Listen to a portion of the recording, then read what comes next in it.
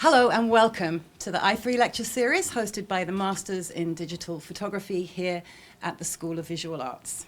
I'm Julie Graham. Tonight we warmly welcome Caleb Cain Marcus, who is not only a photographer in his own right, with work in the collections of the Metropolitan Museum of Art, the Getty, the High Museum, Norton, and the Museum of Fine Arts Houston, but whose excellence in design has been recognized by the American Institute of Graphic Arts, Communication Arts, and the Tokyo Art Directors Club. Caleb runs the Brooklyn design studio Luminosity Lab, which develops the creative strategy and design vision of publications for leading museums, universities, publishers, curators, and artists. He has collaborated with the Museum of the City of New York, Brown University, Damiani, Clamp, National Academy of Sciences, Chris Graves Projects, and many more. His photography has been widely published, including by American Photo, Condé Nast Traveler, National Geographic, Orion, Audubon, and journals including Feature Shoot, Musée, Fraction, F-Stop, Slate, Smithsonian, My Modern Met, and Hyperallergic. Caleb's book designs have knocked my socks off on more than one occasion, so I wore an extra pair tonight. You guys are on your own.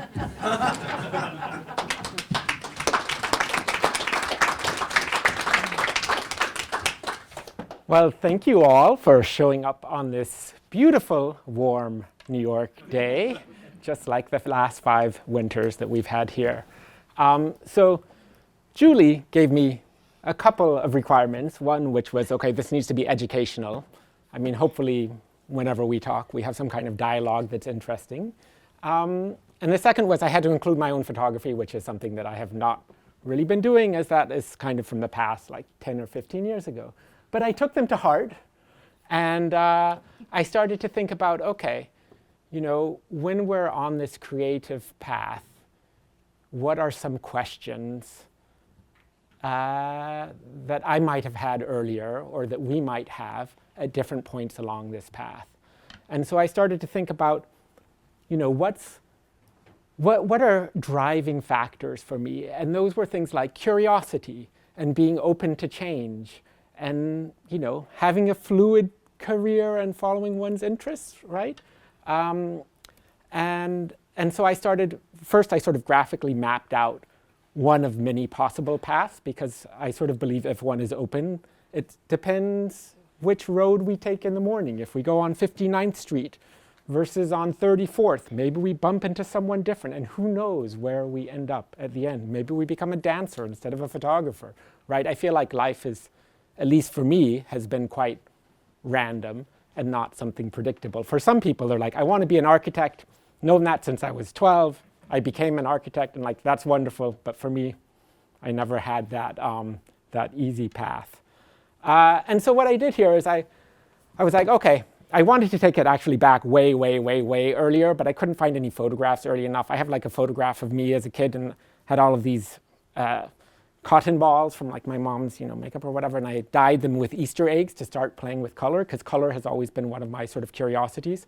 But since I couldn't find that photograph, I'm starting now from high school, and I sort of have had 3 main interests in terms of sort of work-related stuff, which has continued throughout my life, and that would be photography, writing, and design. And so each of these are designated: the photography by the square, the writing by the circle, the triangle for the design, and then some kind of like feedback, you know, recognition or whatever, which I feel like we sort of often need to continue and feel encouraged, is sort of the 5th element here. And so in high school, I wrote and self-published poetry books. I was very into poetry at the time. That's sort of what I spent a lot of my time doing. And though that also sort of served as the beginning of this design sensibility, I had a handmade book which I had done, and it had like 2 covers to it. One of them was cut, so basically you got 2 different colors, and I stapled it together myself, printed it on a laser printer. Again, don't have a photo. I tried to find one, but couldn't find a photo, couldn't find a book. I know they're somewhere. And so there's this sort of like, I feel like for many of us, there's this cross-pollination of events and ideas, which then lead to other things if we're open to it. I also worked on sort of founded a literary magazine in high school, and somebody else was doing sort of the design. I had no idea, but it was back then. It was instead of InDesign, it was Quark Express. So I had this guy, this American guy, who was like great. I was at an international school.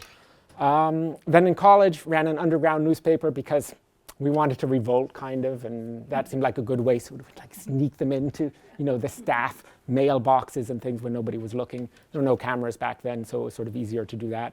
I started a business card company. Didn't go very far. Maybe I designed 10 business cards, but I knocked on doors, needed money in college. I was like, okay, I'll design business cards. Moonrider graphics, I think is what I called myself then.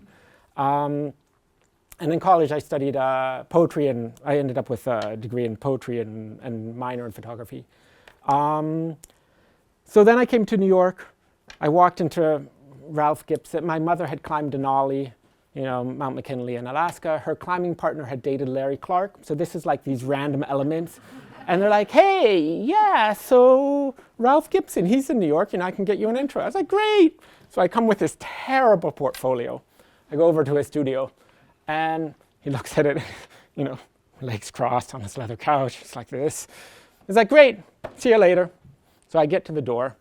And then he says, you know what, can you come in next Tuesday? I'm like, sure, I'll come in next Tuesday. And so then I started assisting for Ralph at that point. And that led me to, I began sort of printing not his darkroom stuff, but anything that went through pigment printers, right? So like Epson, that kind of stuff. And it was sort of, not super early days of Photoshop, but still pretty early. So I was like good for then, because nobody knew what they were doing. And I had a good sense of color. And so I started printing his work. And then that allowed me, again, need to also make money. Unless we have a very rich husband, wife, partner, whatever, which is an excellent idea, right? Fully recommend it. But if that doesn't work out, we have to make money somehow. So I was like, printing for Ralph, he's got a name. Let's see, I could start a printing business. And so I started printing. Okay, going to go more into detail. I'm getting off track. This is supposed to be an overview, right? So founded that, went back to grad school for writing, did fiction because, again, passion was writing, and started designing some books sort of randomly every few years. Did some of my own books. Robert Frank wrote a very short intro for the first one. Third one was Richard Ford. Did a solo exhibit for Ross Museum. This is kind of like recognition. It was like, wow, solo show, this is great. Had work acquired by the Met and the Getty. And when, I walked my stuff, it was Malcolm Daniel then, who was the curator. And I met him a couple times. I walked my stuff up and I was like, this is going to be the time. And they acquired a few things. And after that, when things didn't get easier, monetarily that is, I was like, some contemplation here. Something sold at Christie's. Okay. Pandemic happened. Ooh, fun. There were sort of no exhibitions anymore. Museums were sort of pulling from their own stuff, meaning there's no printing jobs.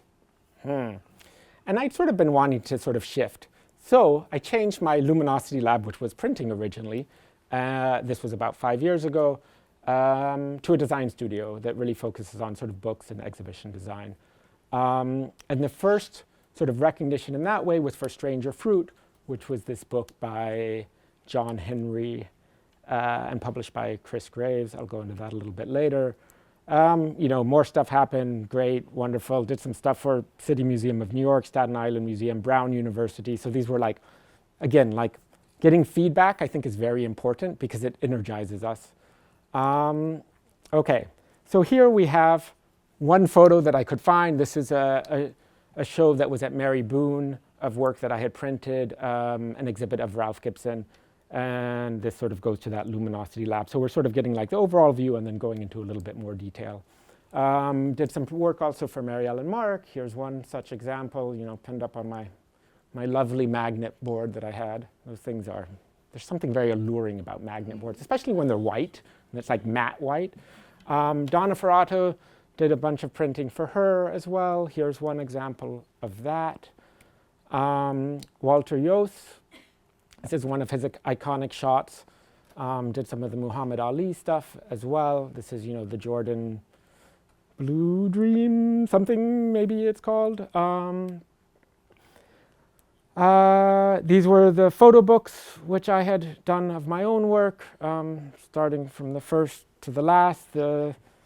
The first, I'll go sort of a little bit more into details of the photos shortly. But I sort of had begun with, this whole idea that you had to shoot black and white because, hey, that's what was important. This was the Ross Museum show, which was sort of the first show at a larger space. This is the image from a portrait device that was acquired by the Met. That was by the Getty. These three were by the Met. Found an image. This was funny. It was on Christie's auction site. I was like, hey, cool, okay, there's a signature improved at some point, and it got a little bit longer. So this was Stranger Fruit. Again, I'll go into more detail later, but it was like the first book that kind of got a bunch of attention. And so that was fun. Started writing for Lens Scratch.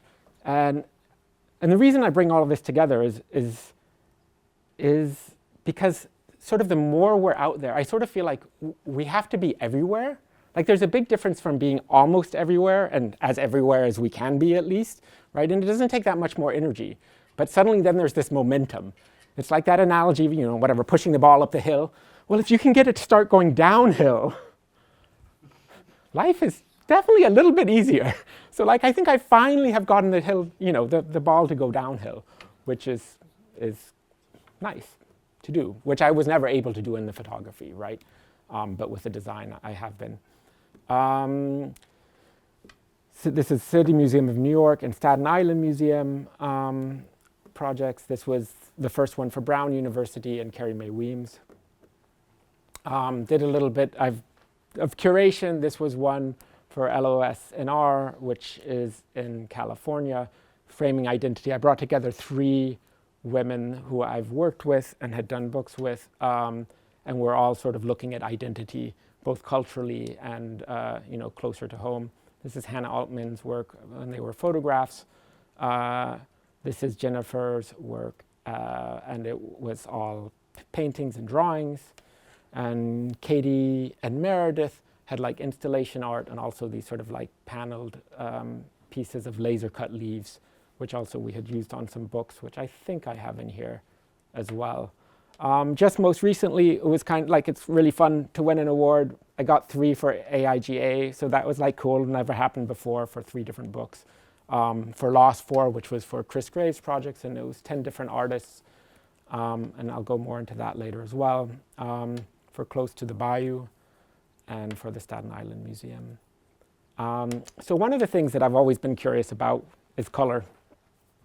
And I think we have to sort of follow our curiosities, even if they're not monetized, or they're not for someone else. And that's the hardest thing to do, because when it's not for someone else, there's no deadline. There's sort of, we don't owe it to someone. And I think, at least for me, if I know that I owe it to someone, that drives me a lot, right? It's like an imposed deadline. So I did this little color book and never went anywhere. Actually, you guys are the first one that are seeing it. I did it with my daughter, actually, when she was really little. So, and then sort of digitized it in our own way. But in terms of trying to explain color. So our minds convert light waves into color. We're still teaching 300-year-old color theory in our elementary schools. Our children learn, like 17th century painters, that primary colors of pigment are red, blue, and yellow. And yet, the correct primary colors are cyan, magenta, and yellow. That is our most current theory. The primary colors of light are red, green, and blue. Complementary colors have the most contrast between 2 colors and are opposite each other on the color wheel. What is the opposite of blue? So I was like, okay, let's see if Google gets this right. As you can see, this is from 2021, so maybe Google has improved. I would hope they have, or maybe the AI has. But when I asked the question in 2021, when I worked on this, the answer was orange that Google gave, which is not the correct answer and does not have the most contrast in terms of color, which is what a complementary color is. So it really should be yellow. And here we have a blue, next to a yellow and an orange so that we can see what that looks like.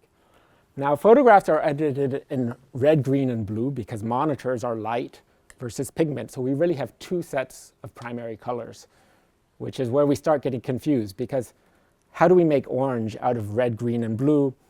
Most of us probably don't have an intuitive sense of that because we're used to paints and mixing things. And paints then are cyan, magenta, and yellow. So if you want to get orange, you mix Christmas colors because that's so intuitive. If you were to do that with pigments, however, you would get brown. And so mixing primary colors based on light or pigment are two very different things. And then just some random thing. This is from like the writing side of things. But when I was in grad school, there was this whole like debate about the ancient Greeks explaining in Homer, like saying, okay, I think it was wine dark sea. Yes, the wine dark sea. And they're like, well, wine dark, but there was no. Is that they couldn't see blue? They didn't have the word for blue, and how people can go on and on. But it seems to be that the ancient Greeks described the intensity of the color or the chroma rather than the hue, and thus we have the wine dark sea. So I found that interesting. And furthering this curiosity along color, I did this little book, Cyan, Magenta, or Magenta Cyan. It could be read from either direction. And I'd had this idea. I was like, okay, well, for the primary colors of pigment, being cyan, magenta, and yellow, never really liked yellow. So I was like, yeah, I'm going to throw yellow out because I want to deal with color but not yellow. So I was like, cyan, I like cyan. Magenta, I like magenta.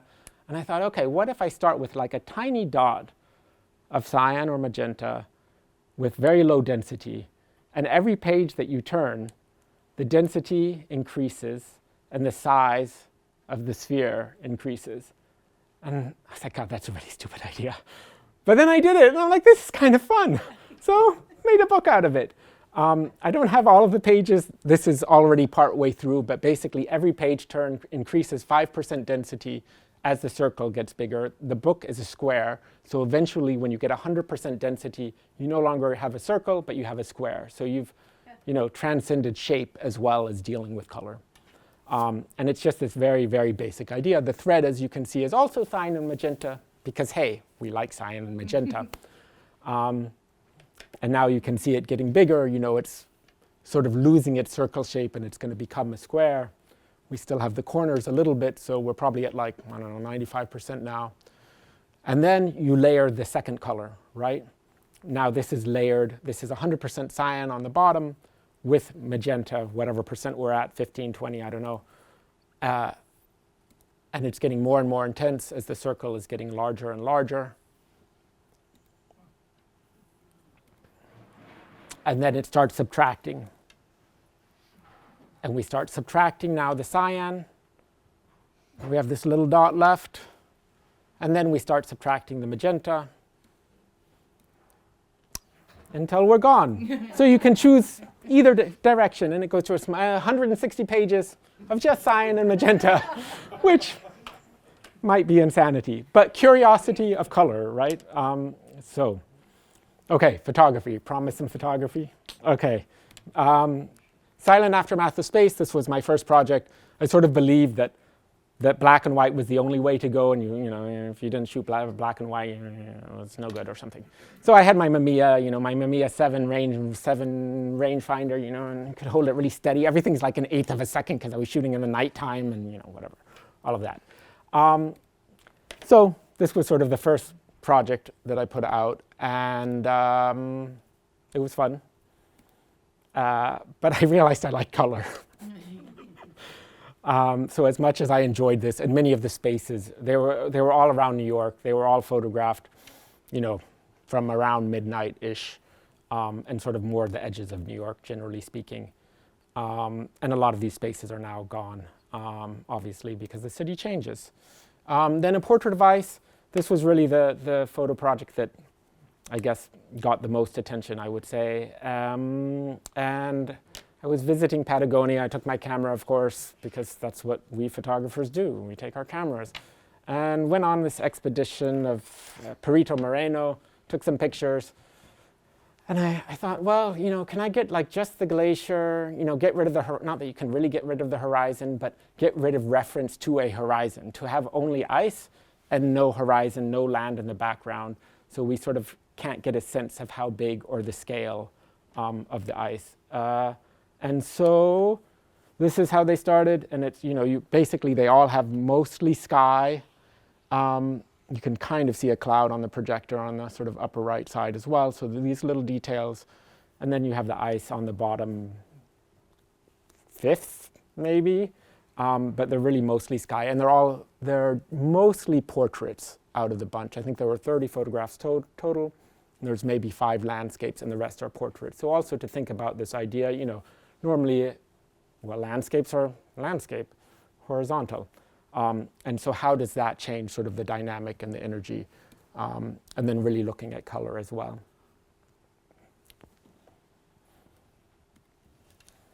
So I mean, yeah, I think pretty much the sense of scale is pretty hard to see. This is Sheridan, and this is in Alaska. And the sort of yellow-orange that you're seeing there is from tree pollen, which has blown in from adjacent trees. Excuse me, is this from a Mamiya camera? This is now digital. Oh, digital. Yes, once I went to color, I was like, there's no grain in color. Why do you need? Plus, you got to pay for film. That stuff gets expensive, especially when you're young, right? Or maybe it's expensive at any age. Cool. This is in Iceland. I'm sure I butchered the names. And the black, it was after Elijah Efeuyukul, or whatever the volcano was that went off and stopped air traffic. And so there's sort of a lot of ash in various photographs that you can see. And this line is because the glaciers are moving and their different parts are moving at different speeds. So this sort of S-shaped line is ash, which has then, it was covering the surface. And then as it moved, it's folding and you're just sort of seeing the edge of it. And you can see then which parts of the glacier are moving faster and which are moving slower. You have a little bit of that line there again here. Solheimjökull, mist, always love mist. Okay, I admit, mist and color and type, I think, as well. Something about mist, this, the way that it obscures things and takes us away from reality, I think. Yeah, I mean, even with writing for me, like, yeah, the, Murakami, that direction, I've always enjoyed. And again, we have the ash as well, which are the dark spots. This is now New Zealand, this is Fox Glacier. And each glacier really has its own personality as well. They're quite different in the structures and the color. And Franz Josef, which is also New Zealand, had a lot of seracs. Did a little bit of ice climbing. That was fun. Nygard Springs. These are now in Norway. These last few.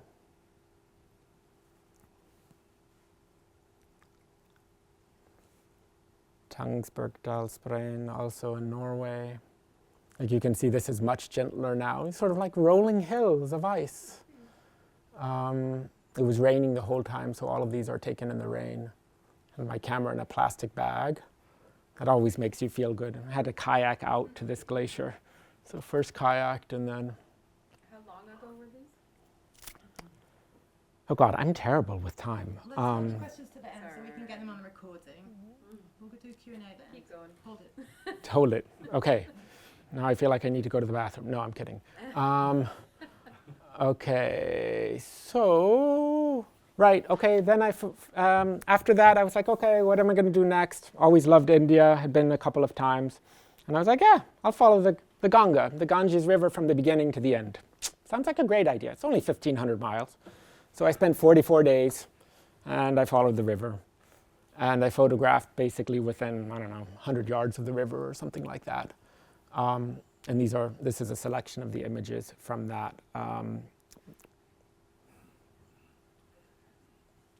and with the idea that the space around this holy river is somehow different and more palpable. And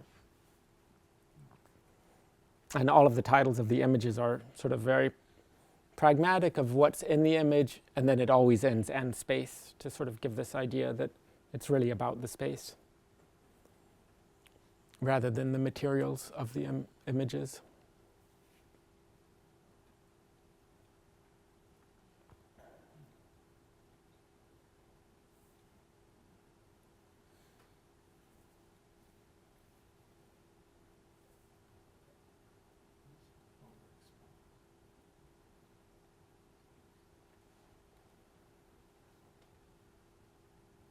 Ended in the Bay of Bengal.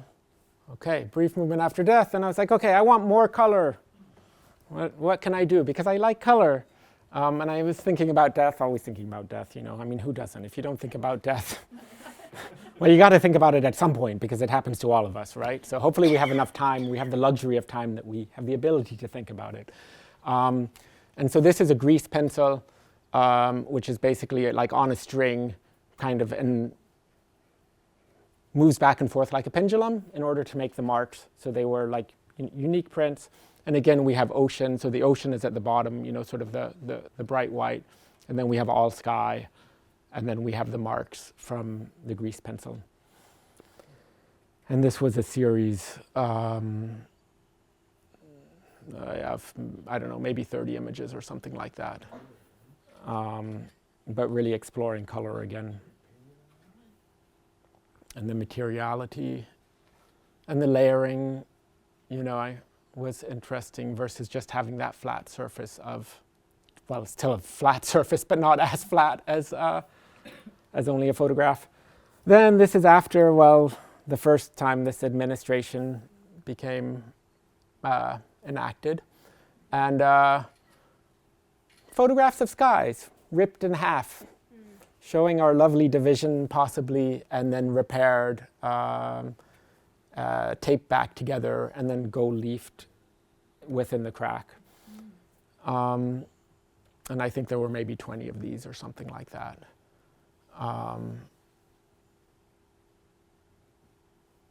And then the last one, pure sort of color and form.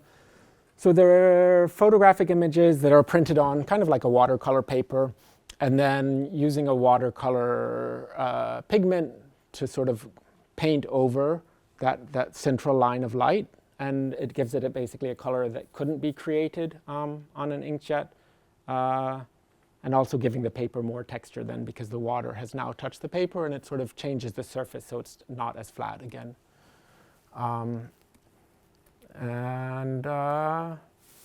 Yes, color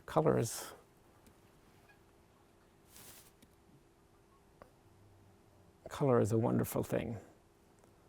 All right, I think that should end up our photography section now. And then typography. Okay, another thing which has been quite interesting along with color and writing and text in general, something that I didn't really have that much knowledge of, and so sort of had to acquire it. And I'm just going to do a very quick, very quick thing here. Okay, so we have the Latin alphabet, which is what we are currently in America. And this really evolved from the Etruscan, which then took from the Greek and traces back to the Phoenician that descended from the Egyptian hieroglyphs. On the right here, you'll see the Phoenician alphabet compared to our sort of current alphabet. As you can see, extremely similar. It actually is not so far away, but it is compared to, right, pictograms. And this is really how we started, right, is we're like, okay, we have a fish. What does a fish look like? We'll kind of draw something. And you can see here from Mesopotamia, Egypt, and from China, sort of the evolution from top to bottom. You have fish, you have bird, axe, arrow, and bottle. And you can see how those shapes typically began as, you know, pretty close to the object, right? So we're basically doing like a drawing. But then as they evolve, they become more and more abstract. And really our letters we don't think of them as abstract, but they're completely abstract, right? Like what does it mean? Like we give them meaning THE is the, and so we're like, oh yeah, that's the, and we don't, because we're reading it, I don't think it's possible to look at type and both read the meaning and see the abstraction. And so part of our job, if we're looking at type or if we're designing something, is to be able to separate those two things. And we have to, sure, of course we have to be able to read it, but then we need to be able to just look at the abstraction. And so that's sort of very interesting to me. And so through letter forms, typography creates presence and absence of ink to convey feeling and meaning that is not associated with semantics. And that's really, for me, sort of the heart of the interesting, what's interesting about typography and playing with it. And creating, good typographic pieces. For Instagram, as I was doing, I was like, oh, I want to learn more about type, So hey, I didn't really know what Instagram was anyway. I'm very rudimentary, but beginning I did a lot of work for stuff. Now I'm just like, okay, put stuff up once in a while. So I did this series on type. I'll just show a couple of them. So this is Accidents Grotesque, and it was developed around 1898. Released at the end of the 19th century by the German type foundry Berthold at a time when sans serifs were reserved for display and considered inferior to serifs. Boy, have things changed. Accidents Grotesque changed this with a versatility that allowed people to set it as body text, which was a big deal. It had a large X height, so basically you take your X, how tall is that, with short ascenders and descenders compared to typefaces of its time. Modern icons like Helvetica and Universe, oops, I'm missing a slide, basically were modeled after Accidents Grotesque. Baskerville, 1757, this is the typeface of Baskerville. Designed in 1757 by John Baskerville of England, his typeface reflects the ideals from the Age of Enlightenment, a movement centered on reason, empirical knowledge, and the questioning of religious orthodoxy. Baskerville reached a new level of consistency, had sharper serifs and a more vertical axis, an increased contrast between thin and thick strokes. Baskerville was a turning point that informed the future of typography. So I did a bunch of these, and really by doing them like I was learning, and it was, I was following my own curiosity, which I think is always good to try to do. Developed a couple typefaces to try to further my knowledge of type. One of them was AIGA. This is sort of like, in development process. This is our lovely AIGA. And AIGA was modeled after Ida B. Wells, who was a civil rights activist, and she had this book, Southern Horror. So this book was used for one of Chris Graves' books, Privileged Mediocrity, and he had a section called Southern Horror, which was a series of Confederate monuments that had either been torn down or were still there. And so this typeface was used in that section of the book. And this just kind of shows the typeface. So I found a copy in the New York City Public Library and didn't have all of the letters, but had some of the letters and then kind of, based the missing letters on what was available in terms of their aesthetics.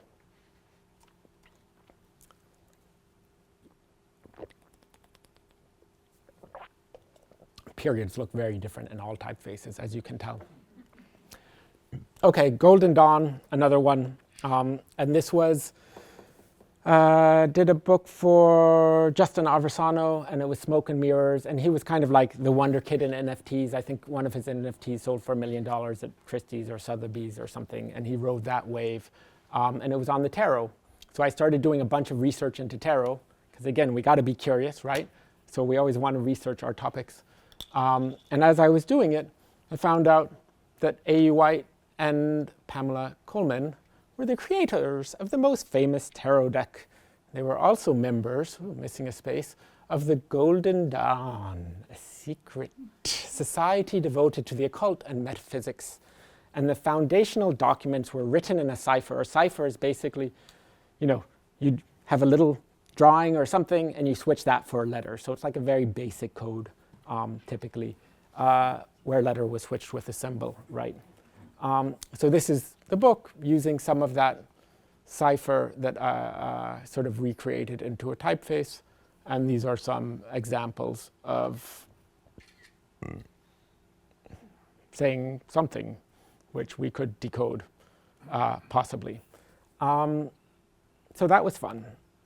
Okay, brings us to design. And then we get questions and answers, my favorite part. Oh, quantum art. Oh, yes, back in the day of NFTs. Wonderful. So I designed this panel for this huge screen. And it was basically color, as you can see, color and shape. And that very slowly, so you can see the quantum art there. And it sort of very slowly faded to show 7 different, I think it was 7 or 9, I forget now, different artists' work on this panel that were being sold as NFTs or had sold, I guess. And that background just sort of, continually shifted to different colors. Okay, so here we're back to KGP with John Henry and Stranger Fruit. So this book, one of the things is, John's work was very spiritual and had a lot of those kinds of references. So as I started researching that, I started looking at old Bibles and holy books in general. So the proportions of the book, they're the same proportions as the Gutenberg Bible, not that anybody would know that picking it up, but I think that you sort of start to get a feeling of that subconsciously anyway. And then on these very, very special old, like if you had extra money, you could get gold gilded on the side. Or if you even had extra money, people would draw on the edges. And I was like, ooh, I want to draw on the edges of my book. But of course, who's going to hand draw? That would be way too expensive. So I came up sort of with a digital method, which is you can kind of see these lines on the side of the book, on the pages. And when you bend the foredge, you then see the words. If you don't bend the foredge, the first edition had gold gilding around, not real gold, and the second one had purple, so that's how you can distinguish the first and the second editions. So I don't seem to have a photo of only the gilding, but it's sort of like, shiny purple or shiny gold. But then once you bend that foredge, the text becomes visible. And so that was kind of like a nice magical moment for the book. This is Claire's book, which just came out, Birds of a Feather. This is the slipcase. The slipcase was a lot of fun. And it's something also, I think in general, really have to, when we're collaborating with other people, it involves that collaboration, the people involved in those collaborations to say yes. Because if one person in the room, if there's 5 people in the room and one person says no, the idea is dead. And if we have an excellent idea, that's rare. So if the idea is killed, there's not going to be another one that's equal. The book will just be worse, and that's how it will be. And then when things are very physical, it's hard to say what they're going to look like before we get a sample of it. And thus there can sometimes be more resistance. And so this slipcase is kind of an example of that. This is actually just blind debossed into a velvet. And it has this really beautiful result that none of us could really expect. Maybe if we have more experience, we're like, well, I think this is going to look good, obviously, but we don't really know until we get that back. And so it's sort of delightful when something comes back better than expected. Also has this marbling on the edges, and for the end paper, and her images are of birds on William Morris and sort of that genre of wallpaper. So they're really lovely images. We have some smaller pages as well in the book. And then at the end, we have sort of the overview organized by color rather than by how it appears, chronological sequence in the book. Okay, this is Katie and Meredith. You saw some of their work on the wall. These are some of the laser cut leaves. I saw their laser cut leaves and I was like, hey, can you get me 800 of those? They're like, yeah, sure, we can get our students to do it, because they're both professors. I was like, great. So we had these 800 leaves or whatever it was, and I was like, what am I going to do with these leaves? And I thought I wanted to put them in the inside. That didn't work for production reasons. And so eventually we came up with this tactic that they're basically sewn into the spine. And so they begin, they're covering the book, but then you can sort of uncover the type if you move the leaves up. So that was fun.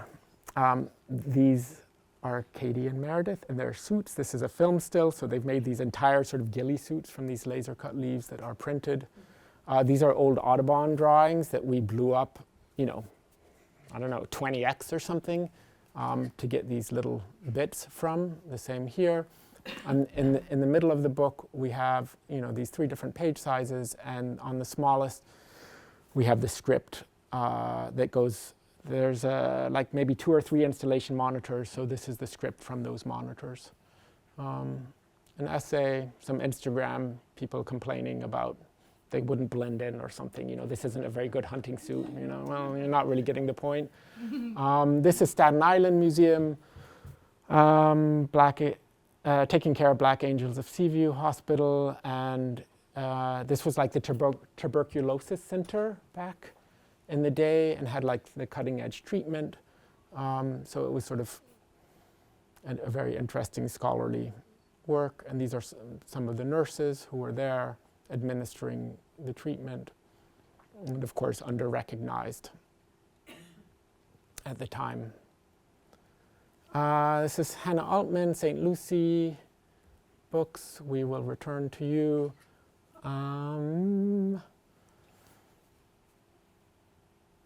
In the middle, we have this gold, or actually, I guess it was like a bronze printed on a parchment, an artificial parchment, which is like, goat skin. So it has this translucence, but also very thick and this sort of tactile nature, and you could still see the photograph underneath it, and the layers of text on top of each other. You can kind of see the shimmering there. And that's the back of the book. Stephen Shames, this was kind of his, retrospective book. And here it was, innovation can always occur in different ways. And so what I'm looking to do is like, where can I push at something, And depending on the collaboration, there's different places, hopefully, that we can push. Hopefully it's not like we can't push anywhere, because that's just boring, right? So like, where can we push? And so for this, it was more about sort of the sequence and the edit. I mean, even on the cover, we have these 2 layers of foil stamping, so one's on top of the other. I don't know that it's innovation, but it's definitely more difficult and more of a pain to produce than if you're only doing 1 layer. And they're like, nah, I don't know if it's going to stick, all that, those conversations. But the real sort of innovation came in the approach to the black and white and the color. And so what we did is we blew up, originally what they had wanted to take his bodies of work and to segregate them and to have like the Bronx Boys, and the Black Panthers, and to have everything separate, discrete. And we sort of convinced them to mix it all up. And so it's basically just like, what was Stephen Shames's vision? And can we get the reader to get a better sense of it and sort of experience it throughout the book? So all of the black and whites are actually full bleed. He kind of has like a big personality. So they're all full bleed.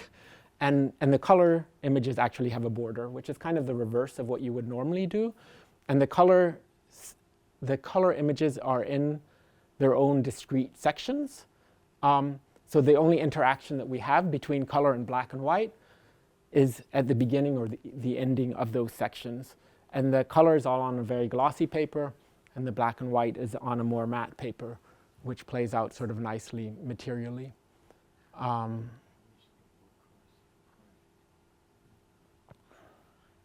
then at the end, we also did another little, a little thing that's not so common, which is, okay, so we have all of the thumbnails, that's sort of normal, right? And captions below. But then we threw in extra pictures that weren't in the main book. This drove the publisher slightly crazy. But it was like, hey, it's an Easter egg, And so we ended up having to put this orange box around it, to differentiate. So the publisher was like, listen, you have to tell the reader that this is not in the book anywhere. So we have this you can sort of see on this, the woman on the beach, you can kind of see this like orange frame around her. So that's to designate that it does not appear in the main body of the book. Okay, KGP Lost. This was the, 10 different artists. This is the box set. They were also sold individually. So it was a bunch of fun in terms of like sort of color. How do we get everything to coordinate?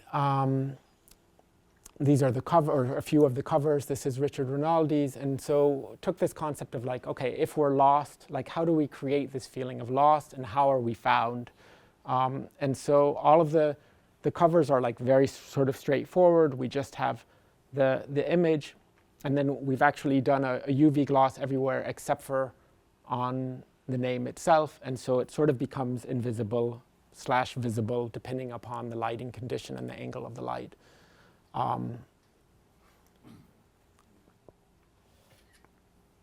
And for the back covers, because hey, we want to be able to join them all together, we want to make a map, because when you're lost, we need a map. So did all of these design these color blocks that when we place the books in the right order, if we own all of them, it says lost. So it's our map. So that was a lot of fun to do as well. And now we're working on Lost 5. This was Lost 4. This is the first one that I worked on with Chris, and we're in the process of designing the 5th version. And there's a lot of great artists. St. Lucie, this is a very recent one by Carrie Mae Weems, Milk Factory, and it's basically looking at their still lives, really, of breast milk and pumping. And so there's a series of essays, and then these sort of, lovely still lives in these different environments, basically where women are forced to pump, that they're not given a space in many cases. And it will say, what kind of space that is. And in the middle, she also did this this short film at the Capitol. And so in the middle, we have on this very glossy, kind of like we're giving it a magazine treatment, both with the typography and with the thin paper of the film stills to differentiate that from the rest of the book. Brown University, started working with them. They started up a publishing division for Brown Arts Institute, and the first book we worked on together was for Carrie Mae Weems, Varying Shades of Brown. And it was also to celebrate the Linderman Center for the Arts, which was a new building by Rex Architects. And so it could have 5, like the main, it was a performing arts center, and it can have like 5 different configurations. So basically there's like hydraulics, and the walls don't touch the floor, so you can have like a flat floor, you can have a stage. And I really wanted to make a book that like the user could like move around the parts. Maybe in the future, but that didn't happen this time. So instead, we have 5 different sequences. The sequences within one part stay the same, but there's 5 different parts, and they shift. So depending upon which book you get, you're seeing Carrie Mae Weems' work in a different order.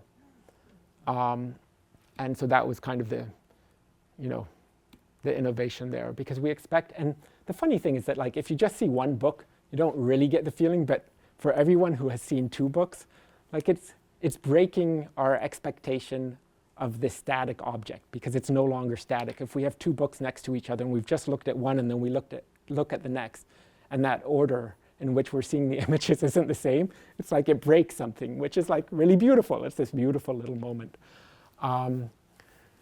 So yes, that was that. Okay, great. So these are kind of like the segments. Basically, the sections were divided by, would start and finish with a particular color. So we know orange is one section, the pink is another section, the kind of teal cyan is another section, and those sections, like this pink, could be up against the orange in another book, right, which would designate a different section.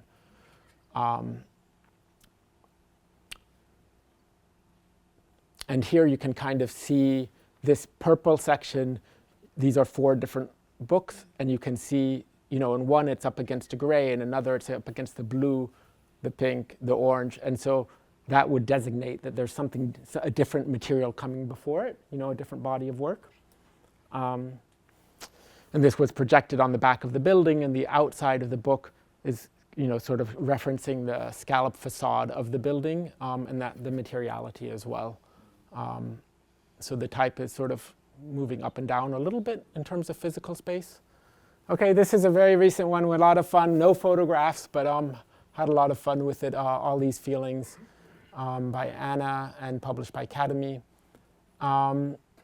And so it's all text. She basically took survey answers about sort of like love and relationships and put it into these quadrants based on this researcher of how secure we feel or you know, how anxious we feel in these relationships, which I'll show you the inside in a second. And for the cover, all these feelings, I was like, oh, I'm going to put all these feelings on the cover. I mean, what would be better than that? So this is like a list of feelings. It's in a hot foil stamp that sort of changes color. So based on the lighting conditions and the angle of the light, you can get greens, you can get purples, blues, yellows, which also sort of is a visual representation of all of these feelings through color. We also have it on the spine, so that was kind of fun. It says all these feelings over and over again in different colors. And then you can see, so where the type starts, wherever the person was graphed on their answer for this is where the type begins.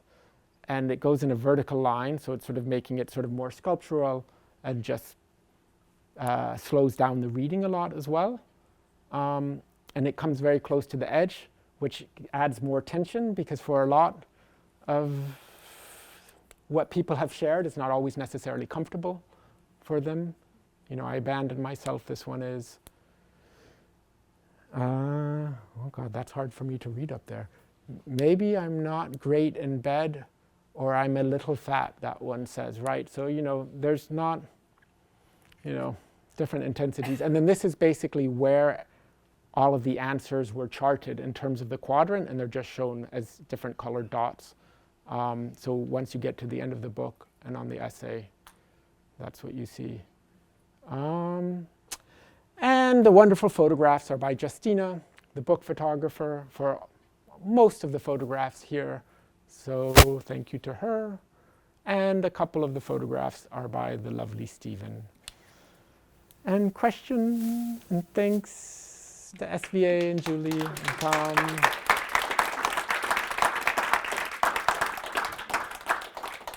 Thank you so much for a great presentation, and I really do enjoy all the photos you show. So just a quick technical question. So for all these photos you show, like the ice portrait and all these great landscape, did you use an on-camera filter, or that's just your retouching style? I really love the water color paint looking, you know. Yeah, I think, I mean, I tend to like to overexpose because I don't like reality. I mean, I love reality, of course, but in terms of images, you know, I'm like, let's see, for my own images, I'm like, you know, can we push it a little bit further? I mean, not that they're pushed so far in this day and age, but yeah, so it was partly from the shooting, and then the sensibility of color, I think, is sort of important. And I think if we're making physical objects too, like I remember a friend of mine had started a gallery, and I was like, oh wow, this person's work was like so cool. And then I went and I saw it in the gallery, and I was so disappointed. I mean, the work was still there, the concept was wonderful, but the prints just weren't exciting to me. And also, having worked as a printer myself, maybe I was more sensitive to that. But I really believe that, like, if we're going to make a physical object, it needs to be so considered and so thoughtful and so perfected to the best of our ability, right? Because there is no perfection. So we need to do like 20 iterations or 30 iterations of a print, not 2 or 3. Cool, Yeah. thank you. By the way, so I really, for the educational part, I think you did a really good job, because all the things that you mentioned were actually being taught or about to being taught during our program, you know? Like the color was being taught by Tom, and we are also having Awesome. design classes next semester to design a book for our thesis, you know? Thank you for that. Wonderful, wonderful, awesome. You're in good hands. Mr. P, where are you? Dustin? Oh, yeah, thanks. I'm going to move you close to this. We can't hear you quite in the back. Oh, sure. Thank you. Go ahead. Caleb, that was incredible. That deep dive into this is incredible. I learned so much. I have 2 questions. One is, in your I guess, travels and your inspiration for typography, in the language of typography, did you ever explore the typography or the language of typography that the Zodiac Killer did, or the Unabomber? I never did, no. And the other question, no, because it's interesting though, those notes and those symbols, and it reminded me of some of this. But Cool. the other question I have is, if you had a dozen preferences for books that you've seen recently or lately, what really stokes you in out there in the book world that you've seen? Can you give us some things? Oh, geez. I mean, I'm so within my own head with books. I think I'm running many books. So it's hard to keep, a good tab on my own books. But I will tell you, like, what does excite me when I see books is that I think books, the books that excite me now need to be experiential, and they need to create a world. And if they're just a catalog of images, like, I think that doesn't do as much service for the artist or for the gallery or for the museum as creating an experience in a world. And so it's really like world building. Like, how do we create a world which is echoing the narrative and the concept of the work? And that's what excites me. And so that can be done through typography, through color, through production tactics, through materiality, through a combination of all of them. But yes, like, how do we create an experience? Thank you. Yeah. After that answer, I now have 3 questions. Yay. I'll try and keep it at 2, which is, do you ever feel that it's a response to that?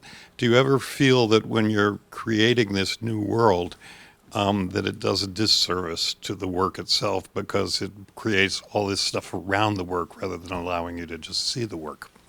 No, I never feel like that. Okay. Because there's 2 different ways that one can go about it. I'm going to call one the gimmick. And the other is it becomes inseparable, because there's the medium of the book, which is different than like a gallery space or an exhibition.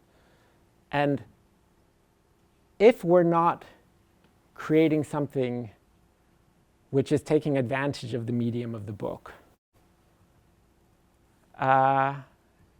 it will pass away and be forgotten. But if we can take advantage of the medium of the book in a way that is echoing the content, and that it does become inseparable, so when somebody looks at it, they're like, I cannot imagine this could be any other way, then it becomes something powerful, and it becomes something memorable. And I think that books can potentially, sort of stir our hearts and our minds, intellectually, in terms of feeling. Like, they can evoke feeling and thought. And in order for them to do that, it needs to be a whole package, because we see so many images now. We see images everywhere, on the bus, on the train. I mean, everywhere we look, there's another image. And we forget the images. I mean, who can remember what they scrolled yesterday or maybe even this morning on Instagram? And so the books have this ability, if they're done well and thoughtfully, and if they're creating an experience, they can be remembered, which in this day and age is a miracle. Indeed. I'm mildly convinced by your answer.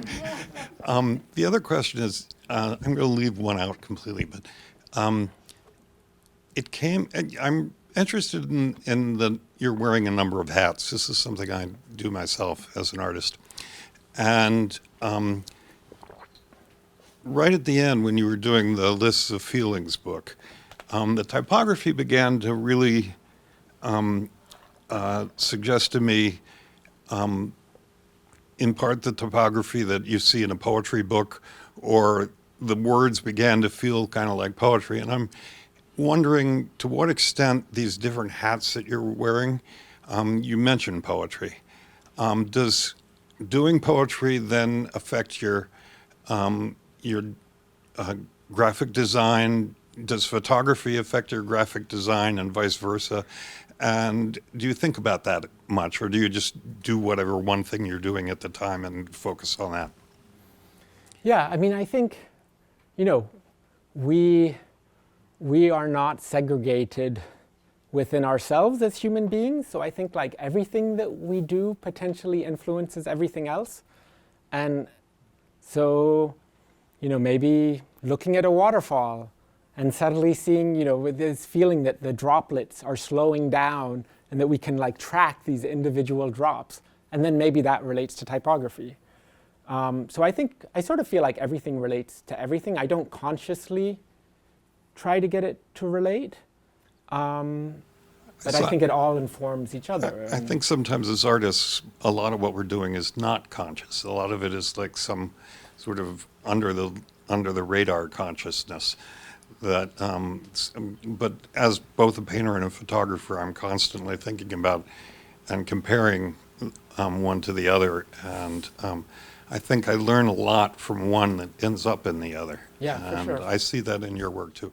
Anyway, I'm sorry to go on for so long. Go. But, Thank you. Thanks thank for you. coming. Thanks, Alan.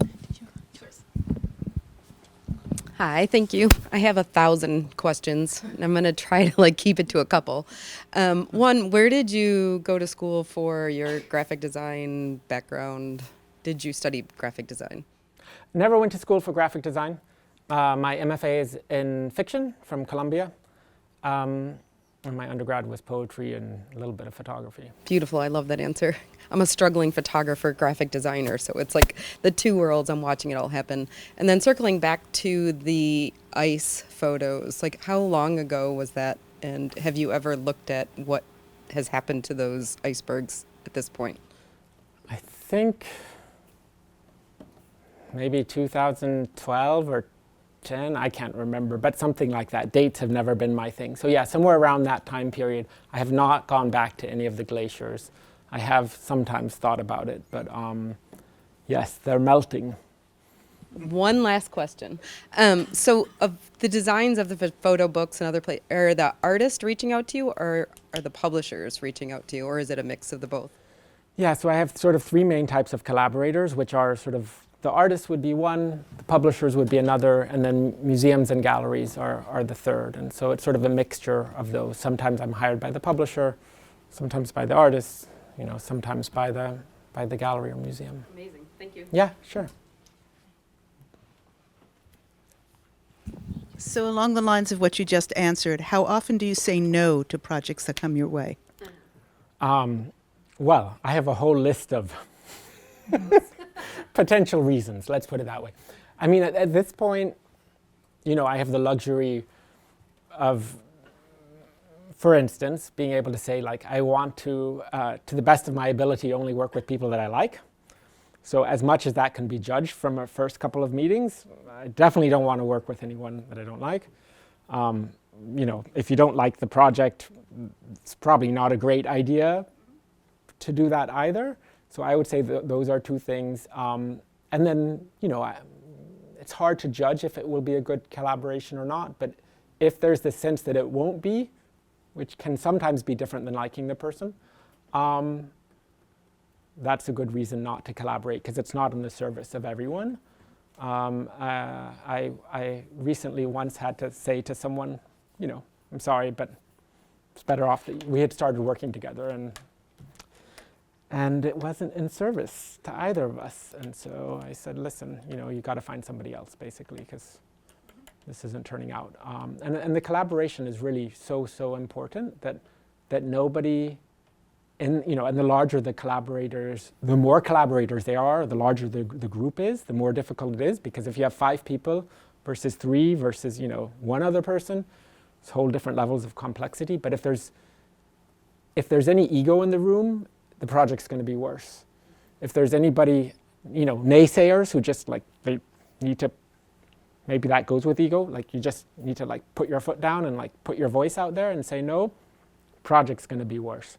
And then it's just sad, I went in when I first started books, I was like, every book can be my best project. And I was learning a lot, and so maybe in some sense it could be. But now I've learned not every book can be the best project, largely because of the collaboration. And so when you get this really, wonderful set of collaborators, it's special, and it's reflected in the book. And that world, going back to your question, that's when it can be created, and that's when something magical happens and it becomes a much stronger product. our book. Any more questions, comments? Yes. So most of like my work and the people around me's work is very Instagram heavy, right? Like we shoot within the context of shooting for Instagram, and seeing all of your stuff in the context of like books and was really cool. And there's a lot of differences that I see. Do you have any, I guess, kind of insight on how to translate the mindset of shooting for Instagram to shooting to books, or is there any kind of book versus social media transition that you could talk about? Yeah, for sure. Does that make sense? Yeah, for Okay. sure. That's a good question. Yeah, I mean, I think the thing with Instagram, not being a pro, so take it with a grain of salt, but I think that it's, for me, my sense is it's more of a one-off thing, right? And it's like a series of one-offs. And maybe they connect in some way in terms of like visual style. I mean, I think one thing that's important for photographers or artists in general is ideally we want a visual signature, which basically means somebody looks at the work, and if they're familiar enough with that medium, say photography, they're like, oh yeah, this might be George. And maybe it is George, maybe it isn't, right? But the idea of George or Lucy or whoever it is comes up because of this visual signature that is in some way distinct. Right? So I think it's important to have that. But then for transitioning to books, I mean, it's just we can build this world that is much more complex, and we can have relationships and many, many, many threads. Like I believe in a book, there can't be too many threads as long as there's not chaos. Once in a while, a book is worthy of chaos, but generally speaking, that's not a successful tactic. And so we can build out all of these relationships and these philosophical ideas or conceptual ideas or just straight out narrative ideas, depending upon what we're interested in. And it's like creating a novel versus just reading a quote, right? Instagram is like a series of quotes versus making a novel. So to make a successful book, you'd say you have to work on a larger story than just kind of this one-off thing, right? Yeah, and Okay, I think cool. there should be like connections, and like how obscure do we want those connections? Because I think that's a lot of storytelling, right? Whether it's in language or whether it's in images, like how obscure do we want these connections to be, or how evident? If they become too obscure, nobody's going to get it and it's not going to be that successful. But if it's too blatant, it's also not that interesting because people want to be able to resolve things themselves a little bit as well. Gotcha. Okay, that's super helpful. Thank you. Cool, thanks. Anyone else? Yes, hi.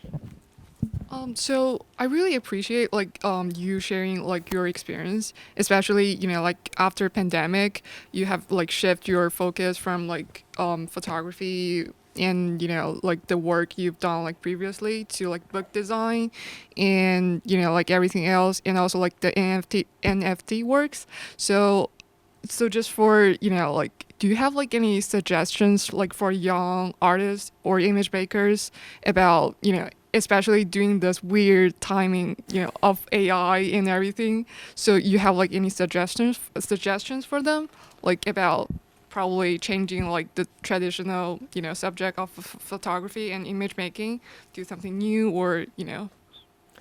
Yeah, I would say like, keep our minds as open as possible to possibility and to exploration, and whenever a new tool comes out, which is what AI is, explore it.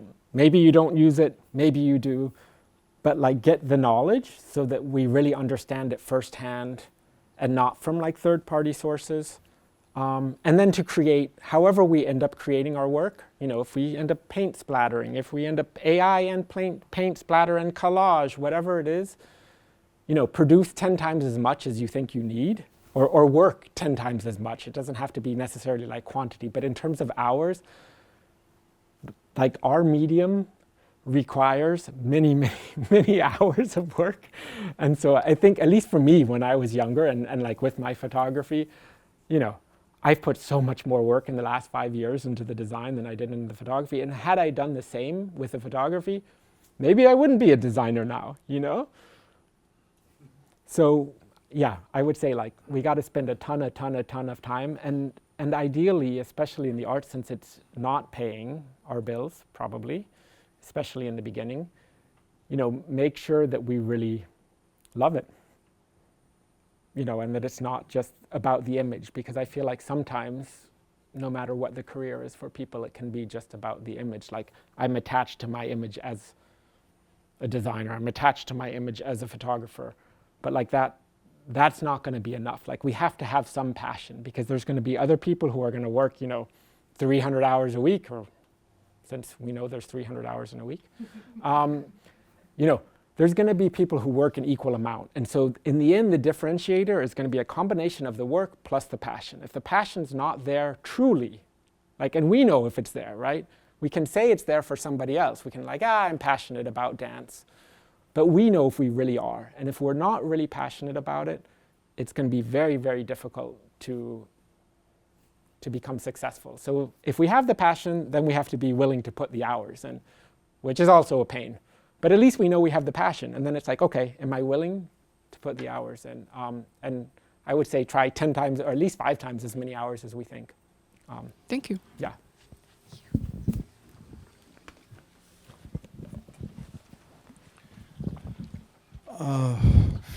Very inspirational. The entire, there are so many facets to this. But the thing that knocked my socks off was the images of the painting with the watercolor prints, the painting over the watercolor prints.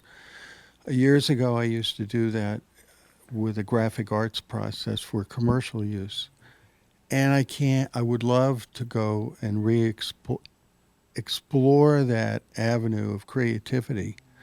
But I was wondering, is there a watercolor paper that you would recommend to be able to use with a Epson or a Canon printer? I mean, I think the easiest thing to do is to experiment with papers that are already coated, meaning Hahnemühle watercolor paper or any brand that you find out there, because otherwise you get into custom profiling or just accepting the paper, the ink color on the paper, which the custom profiling is kind of a pain unless you have that knowledge, in which case then you can go off and buy arches and then run it through your printer, and as long as it runs through the printer, then you're kind of good to go. So there's a lot of possibility. It just sort of depends upon the level of complexity in terms of the technical side. Identifying that. Yeah. But otherwise start with I don't know, Hahnemühle German etching maybe, I think is something that has a nice grain to it. Okay. Yeah. Thank you. Yeah. Thank you. Of course you can, Dustin. Sorry, just one more question. I watched some podcasts where some very important people have said that Instagram is moving more toward, of course, the visual now, the cinema, the visual, and also with this introduction now, which they probably won't be ready, they said, till another 4 or 5 years, but with Meta and the glasses and Ray-Ban and the glasses, and also contrasting that with film titles from Selbas and things like that, visual kinetic moving cinema, where the type is off the page, off the static page, off the book, and into the moving, dimension. Where do you see it? Where's that picture for you? In regards to Instagram? Not Instagram, No. just where we're headed toward that visual kinetic, another dimension. I mean, I don't know. I'm not sure I ever really know where I'm headed, let alone where we're headed. But I guess where I'm headed is for me, I'm always trying to see if I can push myself further in any particular area than where I previously was. And so if I look back, I've got a bunch of books now coming out. All These Feelings was one example, but I've got a bunch of books that are coming out that are very typographically focused. And so if I look back from a year, even a year ago, to these current books that are all going to be coming out this next year, like my skill as a typographer has gone up so much. And that's kind of what I'm trying to do, is like take these different elements. I want to improve my sensibility of color, my skill at typography, relationship to materiality and how do they relate to each other, to production methods, like these leaves sewn in as an example, or these long threads on close to the bayou that were mimicking the Spanish moss, so like how can I, continue to learn, and by learning, improve. And that's what's interesting, because otherwise if it stays static, that's kind of sad. Then I might as well do something else. Last call? Yes. All right. Let me just see. Is there anyone else who hasn't had it? No. Okay. Sorry. Good. How many projects are you working on at once? Like, do you have like 2 to 3 going on, or you try to focus on a single project? I don't really count. I probably have high 20s, generally speaking, these days. At once? Well, I mean, obviously not at once. One has to do one and then the other. But yes, that's how many. I'm not exactly sure how many I have at this particular moment, but I would guess 24 to 28. Holy crap, sorry. Thank you. Yeah. We'll end on holy crap. Anyone else? Last, come on. My brain doesn't work though. Okay. I guess we're ending on holy crap. Caleb, thank you so much. Thank you, everyone. It's a pleasure.